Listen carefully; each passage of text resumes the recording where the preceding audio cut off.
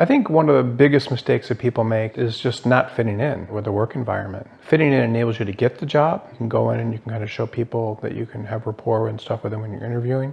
And it enables you to keep the job. And I think in a lot of cases, fitting in may actually be more important than your skill level. People that don't fit in a lot of times are very unhappy at work.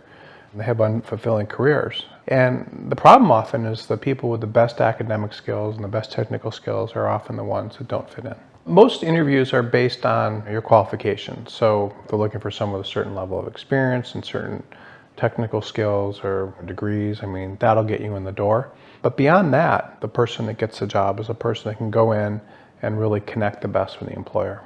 The concept of fitting in is really going to vary depending on the organization you join. So it's going to be different how you fit in if you're going for a military interview than if you're going to work for a private company or a public interest organization. The people that you're talking with are going to have different values and so forth in the different organizations. So the big important thing though is fitting in really means that your coworker is going to be comfortable with you and you're going to be comfortable with them. You're similar types of people where there's a certain level of trust and so forth.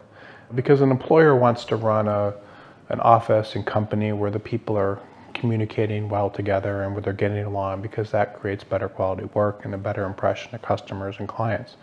So the more easily you're able to meet the needs of your employers, really, the more likely you're able to get hired and stay employed.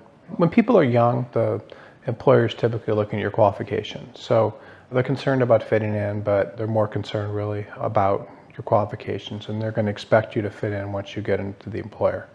But the lower you are kind of on the academic food chain, in terms of your schools and the class rankings and so forth, the more important it's going to be to fit in. So the big thing is people want to be around others where they feel like they can have a relationship with them over time. In a lateral move, it's even more important to fit in. So because they're no longer just looking at your technical qualifications, they're really looking at you as someone that hopefully will be the organization for the long term. Shared experiences are a big deal. So if you can find commonality with the people that you're interviewing with, if people have shared experiences, then a lot of times that's a big deal to them. I've seen people get jobs because they both shared a passion for snowboarding, a very competitive environment where the person that was hired, the snowboarder, didn't have the best qualifications. In some cases, certain companies will like hiring from other certain companies because the people are similar. So it helps to know someone at a company a lot of times also when you're interviewing, because knowing a person will help you fit in as well, or a person can vouch for you as someone that could fit in. In order to survive in a company, you need people that are higher up to be in your corner. And the people who are most often able to get higher ups in their corner are the ones that do good work, but also are seen as fitting in with all the other employees and who are able to establish bonds with the people that are higher up. To fit in means really to humanize yourself to the employer and make it much more difficult for the employer to fire you.